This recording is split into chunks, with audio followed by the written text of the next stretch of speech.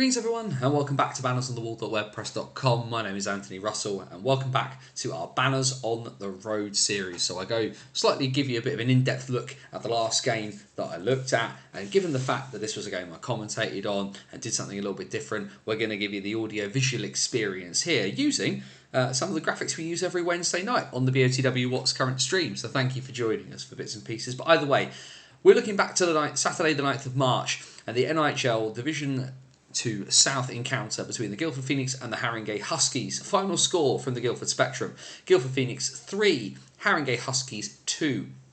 Goals for the Guildford Phoenix coming from Fraser Stoodley, Theo Sire and Sol Stoodley. Goals for the Huskies coming from Jaden Bulkar and from Matt Hepburn.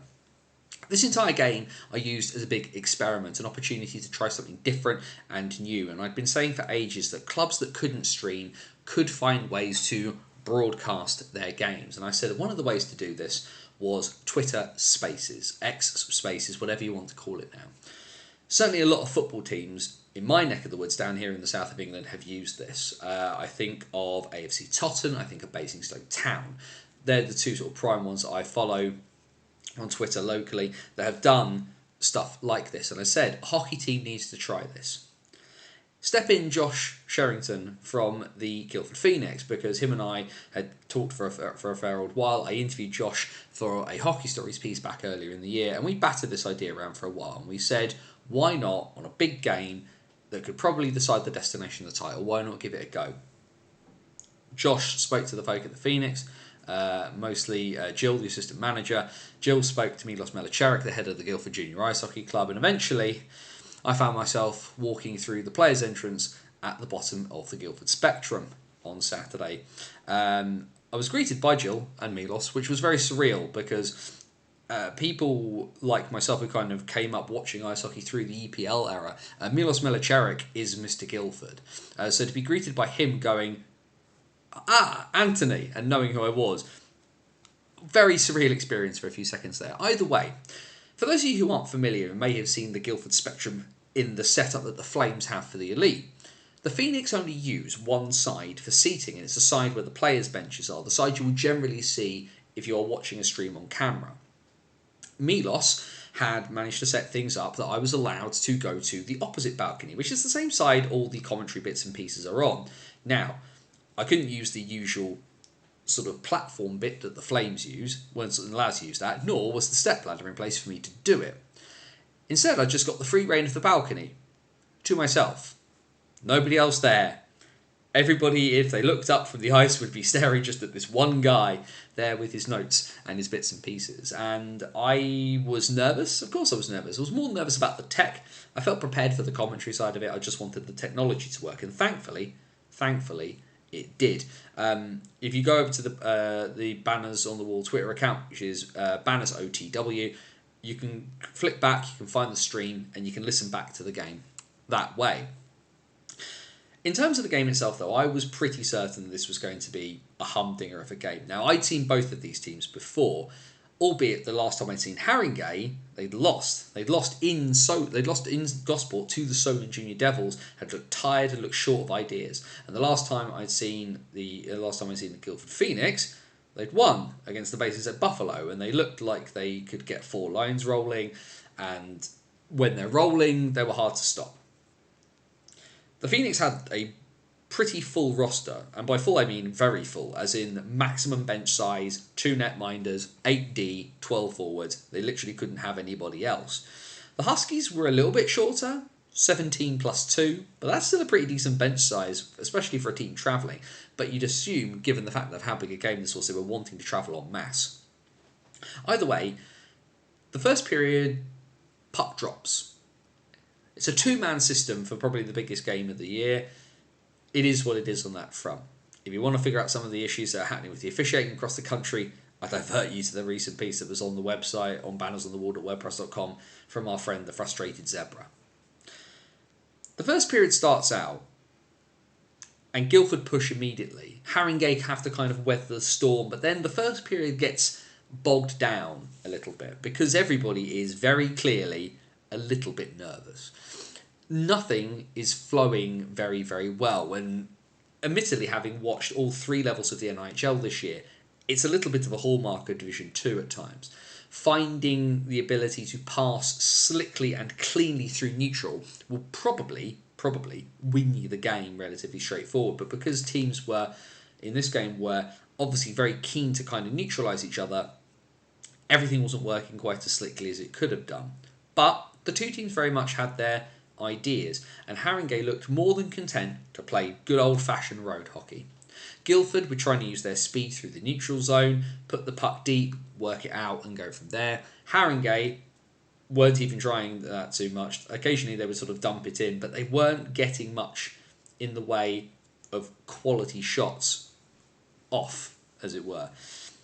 And then Guildford started taking penalties, and this was going to be a bit of a hallmark of the evening as well for Guildford, in that ultimately this is where they could get stung in the playoffs if they take penalties at the wrong time. But when Haringey hit the post towards the end of the first period, you did worry a little bit. Jacob Stoodley in net hadn't been massively challenged, but all of a sudden out of nowhere, with the Phoenix penalty kill doing as good as it could do, the Haringey Huskies had rung the bell a little bit and had signalled that they were definitely not going to make this easy for anybody, especially given the fact that really in the context of the league table, the Huskies were the ones who had to win. That second power play of the game washed over into the second period, and I'd had an opportunity to sit down, have something to eat, and I was pretty convinced that this game was going to be tight, really, really tight. And I was right, ultimately. But I definitely wasn't sure who was going to score first. And then early in the second period, we get that first goal. The Huskies' power play was slowly coming to an end, and it wasn't really clear what was going on. They had the idea to kind of pass it around, but again, the shots weren't coming in, certainly not of quality. They didn't seem to be challenging the netminder. The puck goes high to Jaden Bulka, and the shot goes on net, and somehow, as sometimes these shots do, it found a way through. Into the top corner, over the shoulder. The Huskies are 1-0 up about 2 minutes into the second period. For a lot of teams, that would be a wake-up call, especially for a team like Guildford. Let's make no mistake about this. At this level, both of these teams are very good. Guildford have only lost one game this season going into this tie for a reason. But it didn't wake them up. They didn't seem to be at the kickstart that normally having a goal against will generally give you. And that can be a problem for some. It ultimately was a problem. Out of nowhere, Connor Smith, arguably the Huskies' best attacking player this year, he's certainly their top point scorer, burns it down the right wing for the Huskies. He kind of needed somebody with him. I initially didn't spot the man coming up the middle lane, and then all of a sudden too late I realised he was there as Smith looked up and Matt Hepburn is driving the net as hard as he possibly could, and Smith knows the only thing he had to do was put the puck in front and hope something happened. The pass comes in, Hepburn gets a stick on it, the puck goes over the shoulder of the netminder, and with about 28 minutes gone, Guildford are 2-0 down. And the rest of that period, it was Haringey's. It was all Haringey's. They were in control of the pacing, they were in control of the tempo. They were making the Phoenix kind of come to them. Of course, the Phoenix needed to score, they needed to press, they needed to attack, but it was rushed, it was hurried. It felt like it had a direction, but it felt like they were thinking too hard and not really putting too much sort of thought into what they were doing. And that was prime for the Huskies to just sit back, absorb the pressure, break up the play, and go the other way. Because when you're 2-0 up, you don't need to score. Guildford did hit the post as well before that point, and they definitely looked like they could score. But as the second period wound down, they looked like they were getting more and more frustrated, and they needed that second period break to kind of adjust, adapt, think about what they could do, how they could make something out of nothing. The third period begins, and I'm thinking, this is an uphill battle here. The Phoenix cannot play in the third like they did in the second. All the Huskies have to do now is be consistent, and they will win this game. And then about 5 or 6 minutes into the period, there's a point where the puck is drifting down the ice. And Fraser Stoodley, for whatever reason, Could have just shrugged his shoulders at it and maybe let it go for the icing, but he decided not to. Skated his heart out and beats the icing. And it was that tiny moment that let in that little bit of light that the Phoenix needed. The puck stays in the zone. The Phoenix are able to kind of get something of a cycle going. The puck ends up going up high to, I want to say, it was either Matt Tull or Luke Tull. I'm forgetting in the moment as I'm recording this, but the puck comes on net. And Luke Clark, who has been picture perfect through 45, 46 minutes of hockey, makes the save. And all the puck does is just drop down. And Fraser Studley pokes it in.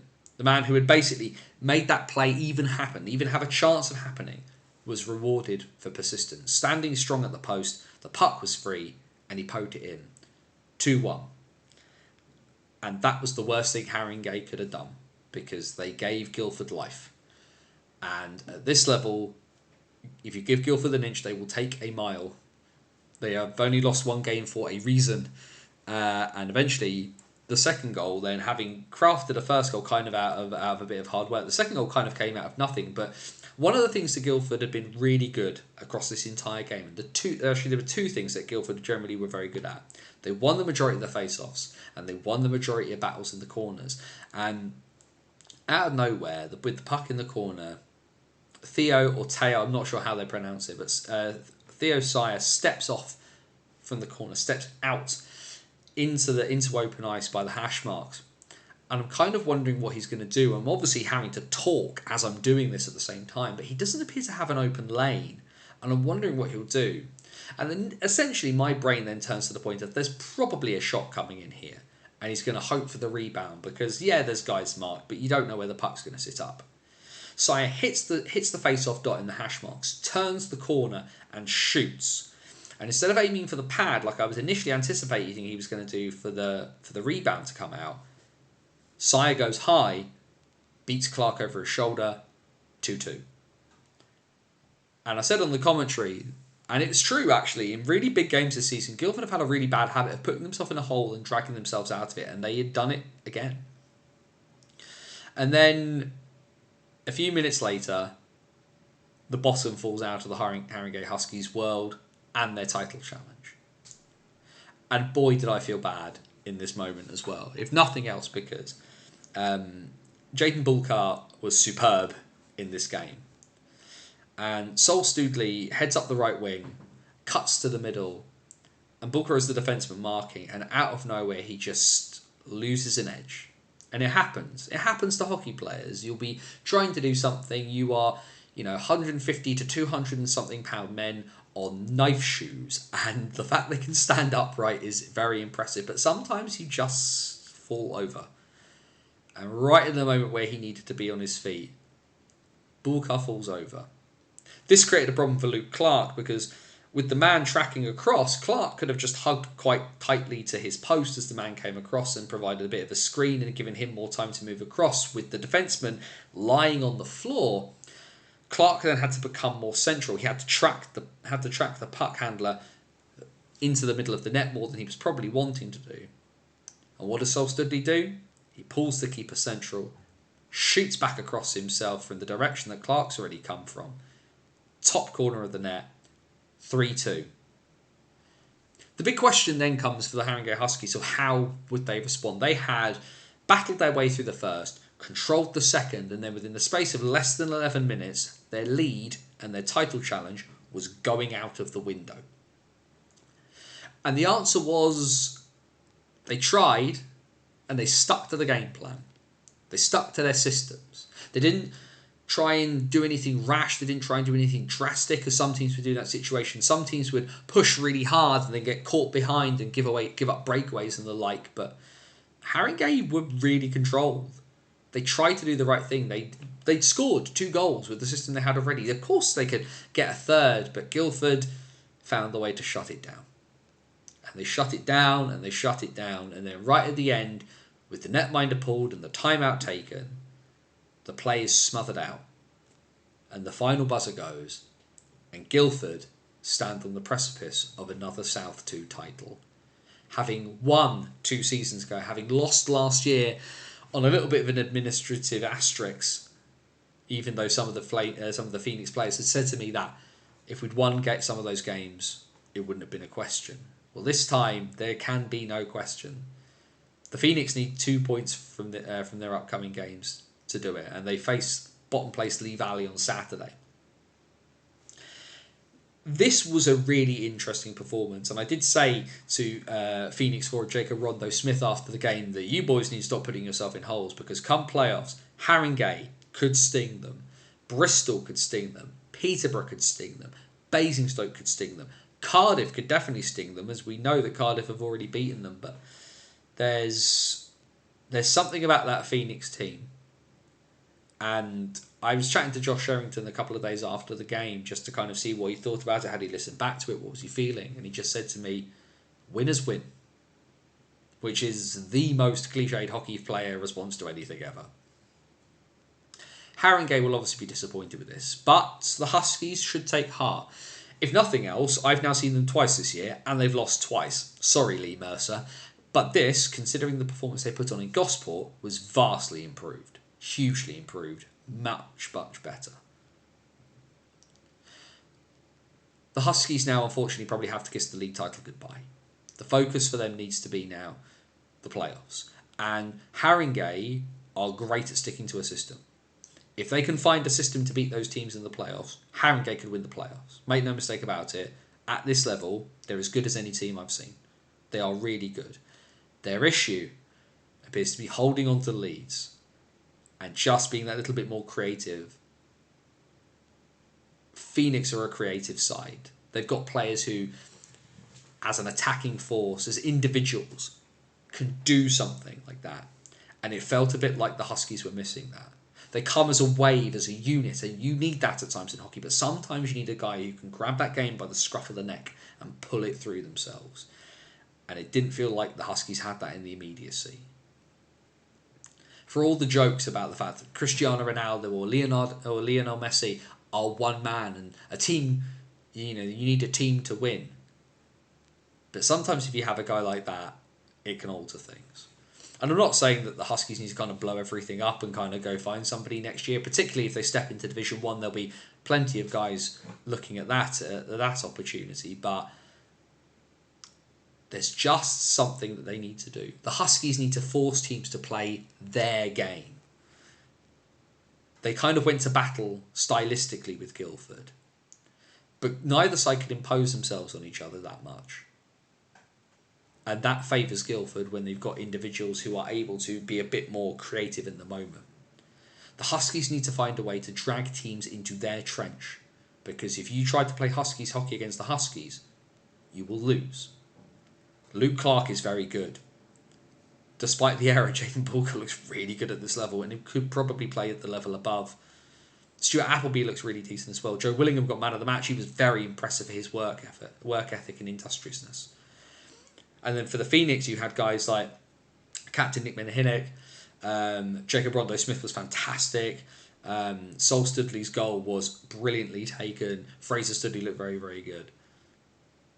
I was also very impressed by James Buckingham, of sort of an old school style defenseman. I do like an old school style defenseman, albeit he got called for a slash for tapping a guy on the backside with a stick, which was just a bizarre call.